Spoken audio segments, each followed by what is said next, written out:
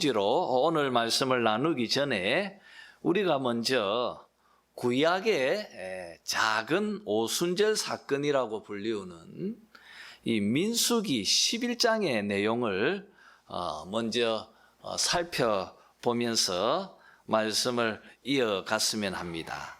우리 함께 민수기 11장 24절, 25절을 한번 찾아서 읽어 보도록 하겠습니다.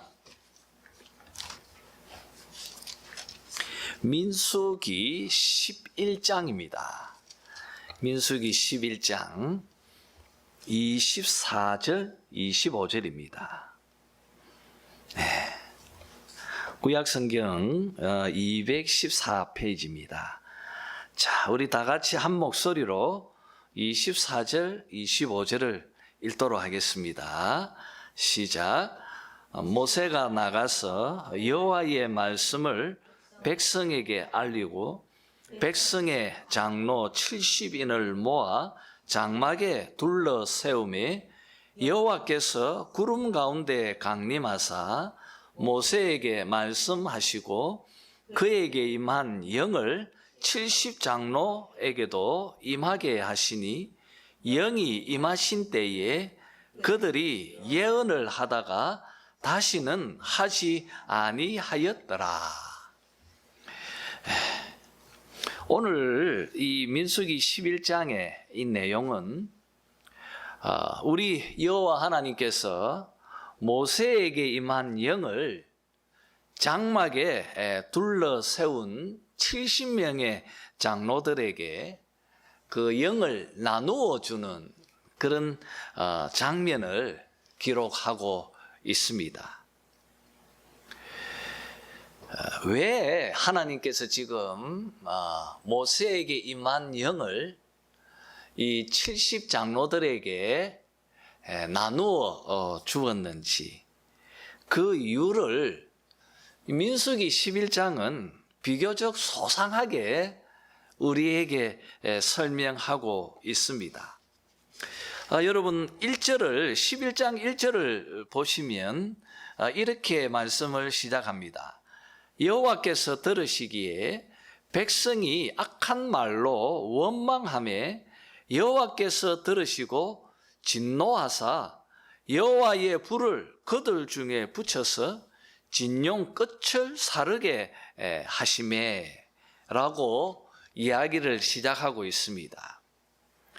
그리고 또 4절을 보시면 그들 중에 섞여 사는 다른 인종들이 탐욕을 품음에 이스라엘 자손도 다시 울며 이르되 누가 우리에게 고기를 주어 먹게 하랴 그렇게 말하고 있습니다. 지금 이스라엘 백성들 가운데 원망의 소리들이 자꾸 나오고 있습니다.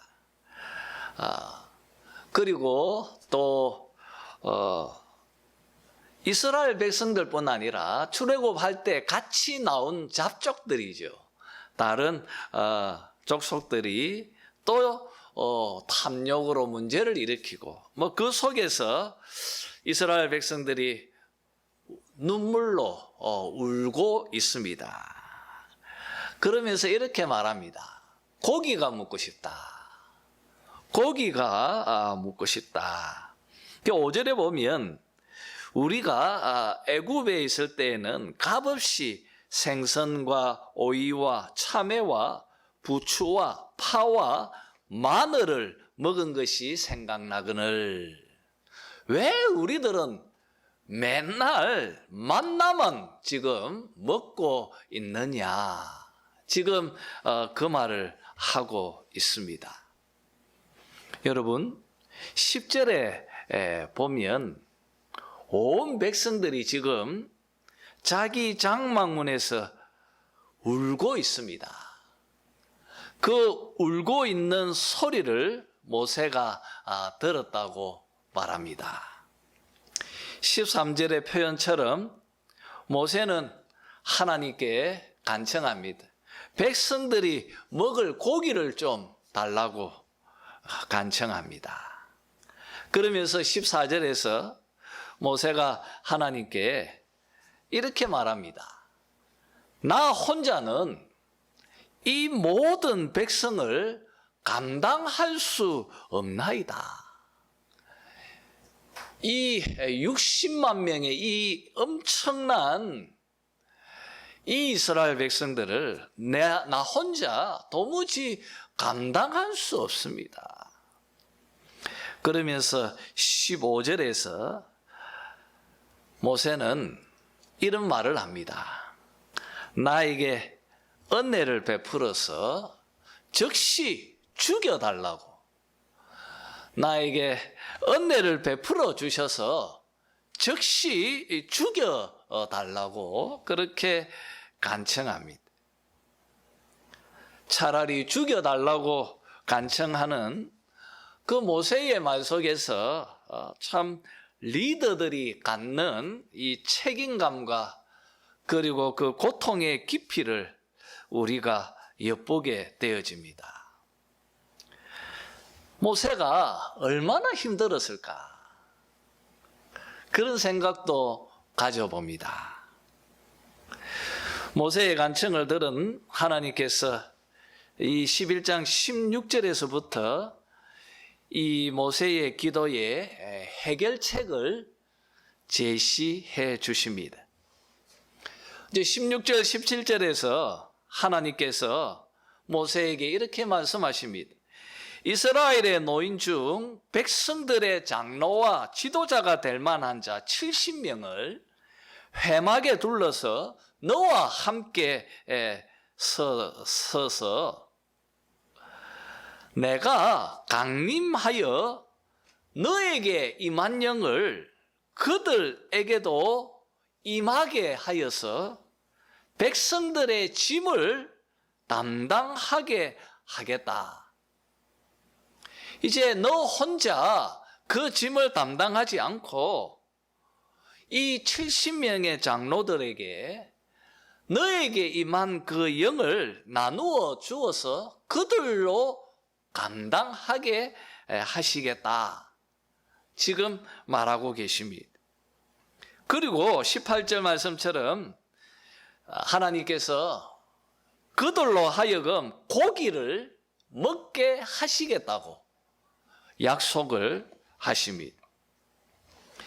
이렇게 말씀하신 하나님께서 이제 오늘 우리가 읽은 이 24절, 25절의 말씀처럼 모세에게 임한 그 영을 이 장로 70인들에게 나누어 주는 장면을 우리가 읽었습니다. 여러분, 이렇게 그들이 영을 받았을 때에 그들은 예언을 하였다고 밝히고 있습니다. 그리고 또 26절을 보면 이 장막으로 나아오지 않고 진영에 머물러 있던 기명된 엘닷과 메닷이라고 하는 이 다른 장로들 역시도 같이 영을 받았고 예언을 하였다고 밝히고 있습니다. 그러면서 모세는 29절에 있는 말씀처럼 우리 여호와 하나님께서 그의 영을 모든 백성들에게 주셔서 그들로 모두가 다 선지자가 되게 하시기를 원하노라고 그렇게 말하고 있습니다. 그러면서 31절에서부터 하나님께서 그들에게 고기를 주시는 내용을 소개하고 있습니다. 바람이 여호와께로부터 불어나왔습니다. 바다에서부터 메추라기를 진영 사방에 몰아 오셨습니다. 백성들은 종일 동안 이 메추라기를 모았습니다. 작게 모은 자도 10호멜이라고 밝히고 있습니다.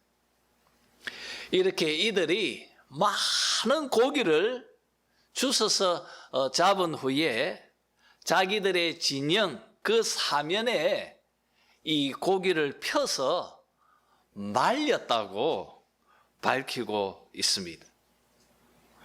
여러분, 하나님은 이들이 많이 모아가지고 말려서 이제 계속 자기들이 이 고기를 먹어야 하겠다.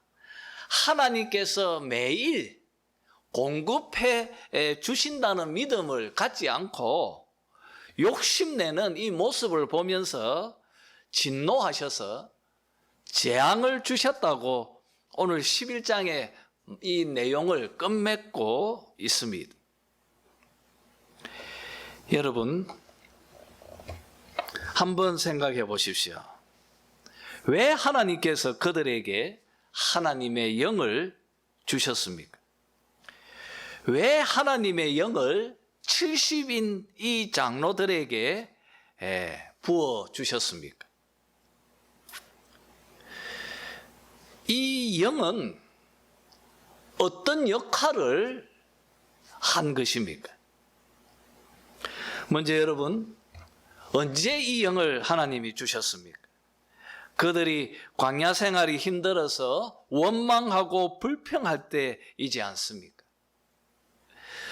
또 고기도 먹지 못하고 뭔가 자기 마음대로 뭘 할 수 없는 그 힘겨운 광야 생활에 그들의 마음이 지금 얼어붙어 있는 것입니다. 그들은 장막에서 큰 소리로 모든 백성들이 울고 있었습니다. 이렇게 그들의 마음이 얼어 있을 때, 굳어 있을 때, 그때 백성들의 마음을 따뜻하게 녹여주기 위해서 우리 하나님께서 지금 이 70명의 장로들에게 성령을 부어 주신 것입니다.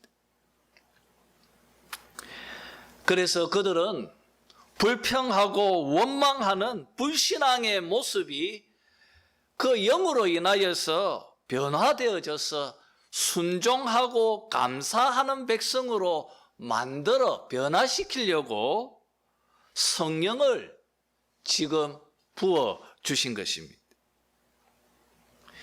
여러분, 성령은 얼어 있는 마음을, 굳어 있는 마음을 녹이고 부드럽게 만드는 그 역할을 하시는 하나님의 영인 것이라는 것을 오늘 우리가 민수기에서 알게 되어집니다. 여러분, 또 한번 보십시오. 하나님께서 그들에게 성령을 부어주셨는데 매우 중요한 것은 무엇을 통하여 그 백성들의 마음을 녹였는가? 그들이 성령을 받아서 제일 먼저 한 것이 예언이었습니다. 사도행전에서는 우리가 지난주에 다루었던 것처럼 영을 받았을 때 그들은 방언을, 다른 언어로 방언을 한 것을 우리가 살폈습니다. 민수기에서는 그들이 영을 받으니까 예언을 했습니다.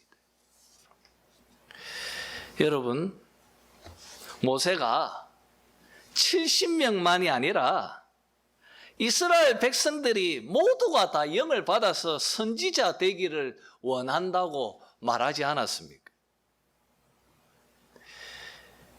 선지자, 이들은 하나님의 입, 이 단어 자체가 입이라는 뜻입니다. 하나님의 입, 이 선지자죠. 그러니까 선지자가 하는 말은 예언이고 선지자가 하는 그 말이 하나님의 말씀인 것입니다. 그러니 여러분, 지금 여기서 말하는 예언은 무엇을 의미하는 것입니까? 이들이 하나님의 영을 받아서 예언을 했다는 것은 그들이 그 영을 받아서 선지자가 되어서 하나님의 말씀을 전했다는 것입니다. 바로 그 하나님의 말씀이 백성들의 마음을 녹였다는 것입니다.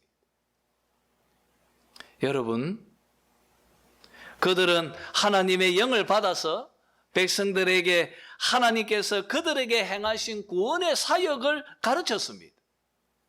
애굽에서 하나님께서 행하신 10가지의 재앙을 통하여 보여주신 하나님의 능력과 권능을 그들은 입을 열어 전하였습니다. 또 그들이 어떻게 홍해를 건너게 되어졌는지, 또 하나님께서 어떻게 애굽의 군대를 물속에 장사시켜 수장시키셨는지를 그들은 가르쳤을 것입니다. 시내산에 임한 하나님의 현년을, 또 시내산에서 그들에게 주신 언약의 계명을 그들은 기억하며 또 가르쳤을 것이라고 여겨집니다. 성막을 통하여 보여주신 우리 주 예수 그리스도의 구속의 역사들을 그림자로 백성들에게 이 제사를 가르쳤을 것이라고 여겨집니다. 여러분, 한번 생각해 보십시오. 이 70명의 장로들은 사실 하나님의 영을 받기 전에는 이들이 바로 백성들을 선동하고 자극해서 원망케 하고 불평하는 데에 앞장섰던 사람들입니다. 이들은 이 울부짖는 호소를 주도하고 이끌었던 사람들이었습니다. 그런데 이들이 지금 하나님의 말씀을 전하고 있습니다. 얼마나 큰 변화입니까? 놀라운 변화입니다.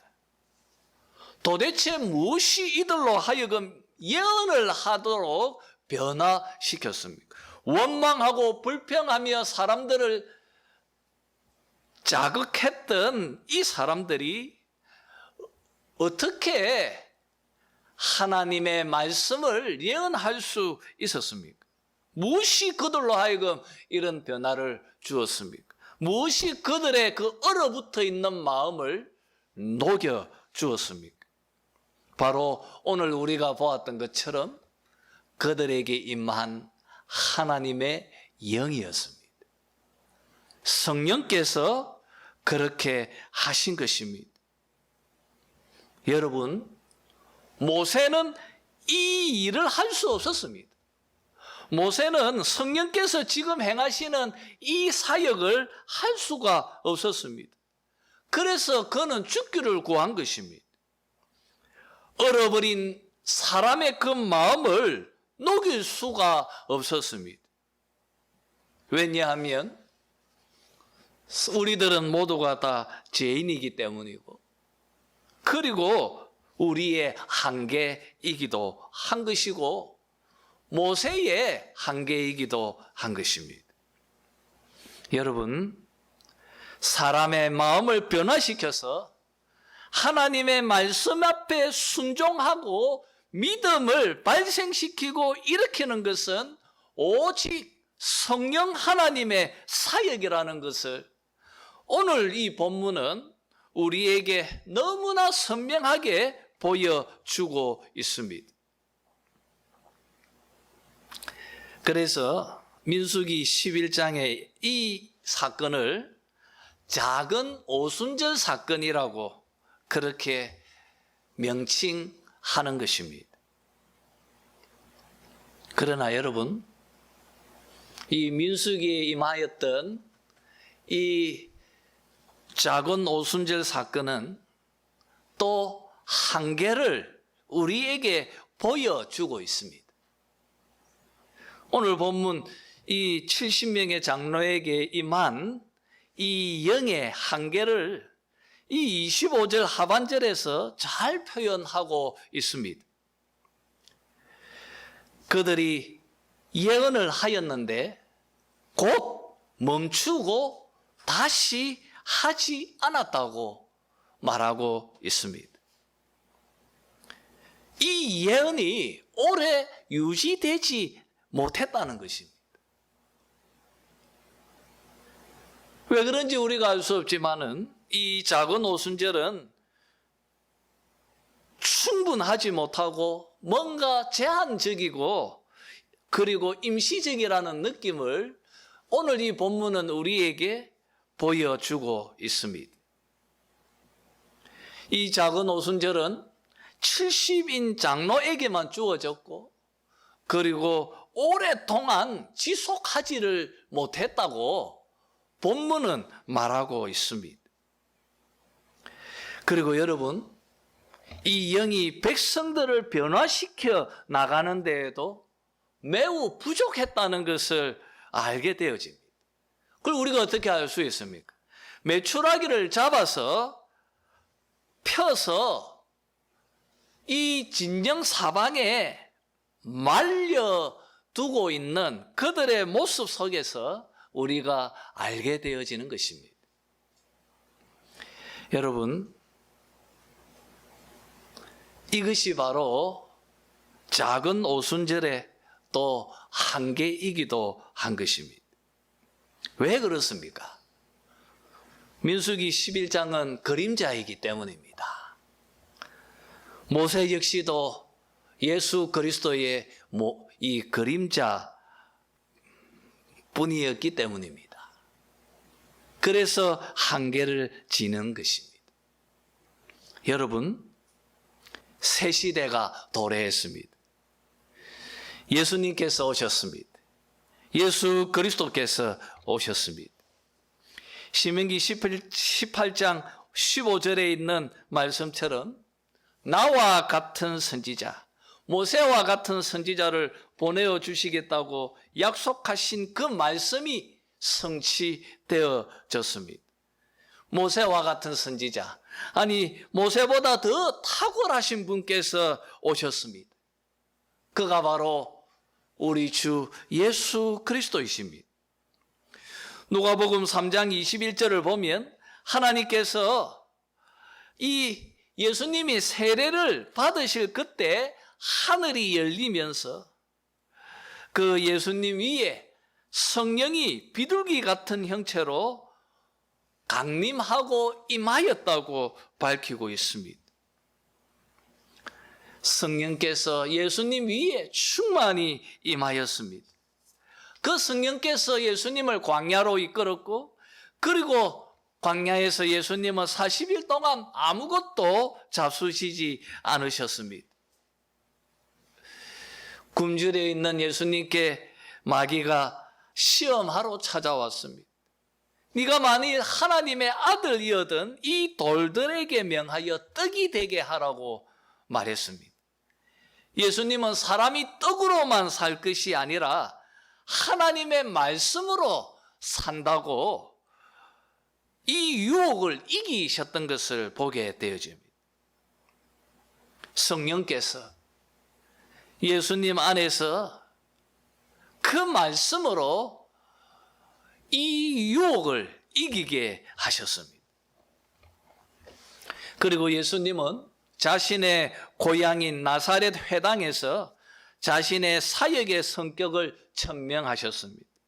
주의 은혜의 해가 도래했다고 밝혀주셨습니다.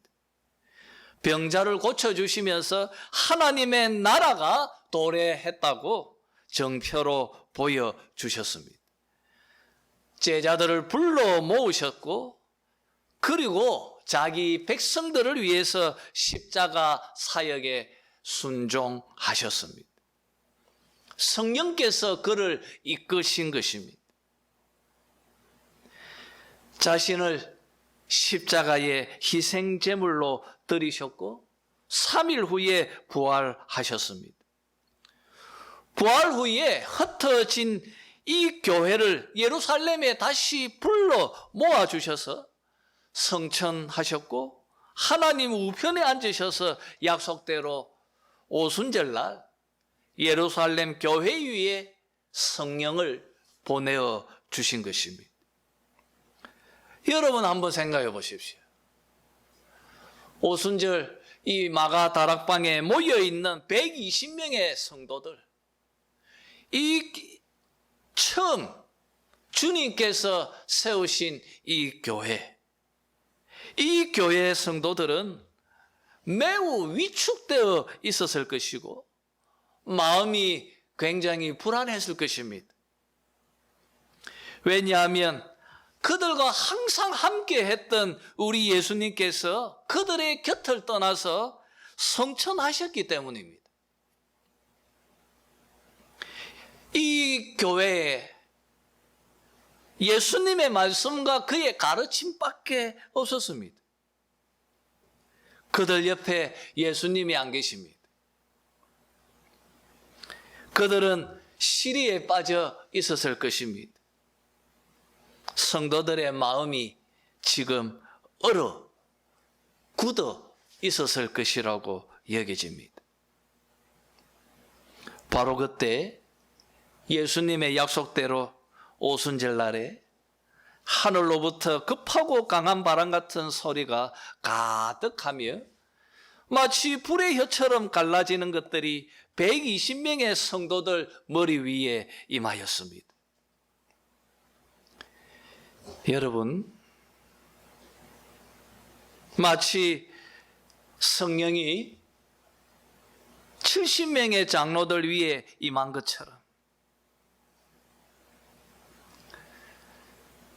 바로 예수님께서 예루살렘 교회에 이 120명에게 성령을, 자기에게 임한 그 영을 그들에게 부어주셨습니다.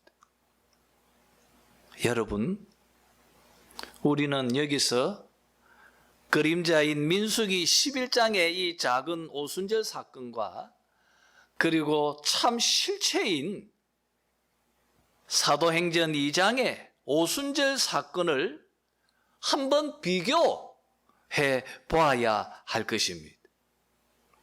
한번 보십시오. 민수기 11장에서 70명에게만 제한적으로 성령이 임하였습니다. 그들만이 예언했습니다. 그러나 사도행전 2장에서 교회 성도들 120명 모두에게 성령이 임하였습니다.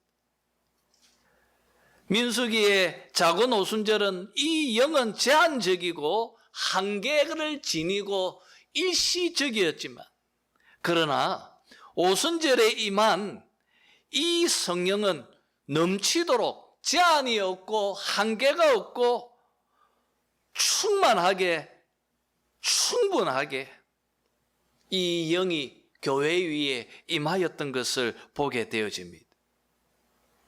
여러분, 우리 이것을 17절, 18절이 잘 말해주고 있습니다. 한번 볼까요? 사도행전 2장 17절, 18절을 한번 읽어봅시다.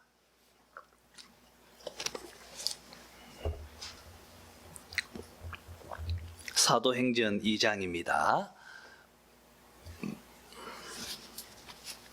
17절, 18절 시작. 하나님이 말씀하시기를 말세에 내가 내 영을 모든 육체에 부어주리니 너희의 자녀들은 예언할 것이요 너희의 젊은이들은 환상을 보고 너희의 늙은이들은 꿈을 꾸리라. 그때에 내가 내 영을 내 남종과 여종들에게 부어주리니 그들이 예언할 것이요. 여러분, 요엘이 말한 예언입니다. 베드로는 이 예언이 자기들에게 성취되어지고 임하였다고 지금 말하고 있습니다. 우리가 받은 이 오순절에 임한 이 영은 모든 육체에 부어졌습니다. 너희의 자녀들도 예언하고 너희의 젊은이들이 환상을 보고 너희의 늙은이들도 꿈을 꾸리라. 내 영을 내 남종과 여종들에게 부어주리니 그들이 예언할 것이라고 말하고 있습니다. 얼마나 비교됩니까? 민수기 11장에 있는 이 작은 오순절하고 오늘 이 말씀에 이 오순절 사건의 이 영의 규모나 또 그 영의 역할들이 얼마나 큰 차이가 있는지를 알게 되어집니다. 사랑하는 성도 여러분, 오순절날 임한 이 영은 모든 사람들에게 부어졌습니다. 지금까지도. 그래서 베드로는 바로 우리가 선지자이고 우리가 바로 제사장이라고 가르친 이유가 바로 여기에 있습니다. 우리가 이 오순절, 이 영을 부여받은 새 시대, 바로 이 새 세상에 우리가 살고 있기 때문입니다. 여러분, 한번 보십시오. 민수기 11장에 이 영이 70장로들에게 임한 후에 백성들은 계속해서 공급해 주실 하나님을 신뢰하지 않고 어떻게 하든지 매출하기를 더 많이 잡아 주려고 했습니다. 그래서 펼쳐 말려서 두고 이 고기를 먹고자 했습니다. 얼마나 이기적입니까? 그런데 여러분, 오순절 성령이 임하였을 때 그 교회 안에 그들의 모습은 이 민수기 이야기하고 너무 다릅니다. 우리 한번 확인을 한번 해보죠. 43절 44절, 45절 두 절만 먼저 봐도 될 것 같습니다. 자, 같이 읽겠습니다. 44절, 45절 시작. 믿는 사람이 다 함께 있어 모든 물건을 서로 통용하고 또 재산과 소유를 팔아 각 사람의 필요를 따라 나눠주며. 여러분, 참 비교되죠. 여러분, 오순절 성령이 임한 그 결과가 그들의 마음을 어떻게 변화시켰고 어떻게 이 녹여버렸는지를 오늘 말씀은 우리에게 들려주고 있습니다. 여러분, 놀라운 교회의 변화입니다. 예수님께서 교회를 떠나 천국으로 가셨지만은 자신 대신 성령을 성도들 각 사람에게 부어주셨어요. 이 성령 안에서 예수와 함께 영원토록 함께 하도록 하셨고 그들의 그 얼어있는 마음을 따뜻하게 녹여주셔서 새 사람으로 변화시켜 놓은 그 결과를 우리가 지금 읽고 있는 것입니다. 무엇이 이런 변화를 일으켰습니까? 바로 성령께서 하신 것입니다. 이것은 지금도 동일한 줄 믿습니다.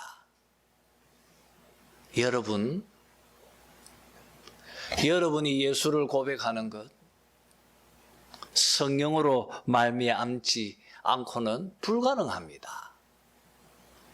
여러분이 지금 예수님이 그리스도이고 나의 주님이라고 고백하는 것, 여러분 안에 있는 성령께서 행하지 않고는 불가능한 것입니다.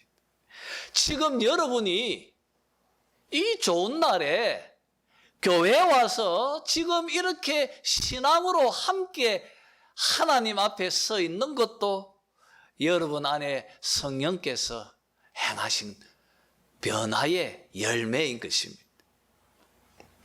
그래서 바울은 에베소서와 고린도 전서에서 우리 성도들의 몸이 바로 성령의 전이라고 말한 이유이기도 한 것입니다. 여러분, 우리는 오순절 이후의 시대를 살아가고 있습니다. 우리는 하나님의 영을 받았습니다. 우리는 민수기 때처럼 제한적이고 일시적인 성령을 받은 자들이 아닙니다. 우리가 받은 오순절 성령은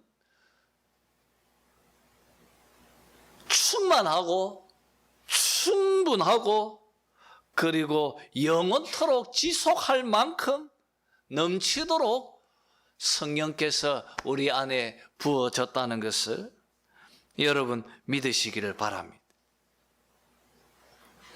사랑하는 성도 여러분, 우리 예수님께서 성천하셔서 마음이 얼어버린 교회의 마음을 성령을 보내어 주셔서 녹여주시고 변화시켜 주셔서 놀라운 영적 공동체로 만들어 주신 것입니다. 그래서 바울은 에베소서 5장 18절에서 이렇게 말합니다. 성령 충만을 받아라. 성령 충만을 받아라. 여러분, 이게 좀 이상하지 않습니까? 오순절날 충만하게 임했다고 하지 않았습니까? 우리는 이미 충만하게 성령을 받았는데 왜 또 성령 충만을 받으라고 합니까? 이 말은 무슨 뜻입니까? 이 말은 성령의 지배를 받으라는 것입니다. 우리 안에 계신 성령의 다스림을 받아라. 성령의 통치에 순종해라. 그런 뜻이라고 우리는 이해해야 할 것입니다. 그래서 여러분, 성령 충만을 받아서 5장 19절, 20절, 21절의 말씀처럼 시와 찬송과 신령한 노래들로 서로 화답하며 너희의 마음으로 주께 노래하며 찬송하고 범사에 우리 주 예수 그리스도의 이름으로 하나님께 감사하라고 또 그리스도의 경외함으로 피차 복종하라고 말한 이유입니다. 여러분, 우리는 마지막 시대를 걸어가고 있습니다. 바울이 에베소서 6장에서 너희가 오순절 성령으로 충만해져서 통치자들, 권세자들, 이 어둠의 세상 주관자들, 하늘에 있는 악한 영들과 함께 이 영적 싸움에서 지지 말고 전신갑주를 입고 싸워 이겨라고 그렇게 당부한 것을 봅니다. 사랑하는 성도 여러분, 여러분 안에 성령께서 충만하게 부어져 있습니다. 그분의 다스림에 순종하시기를 바랍니다. 성령 충만을 받으십시오.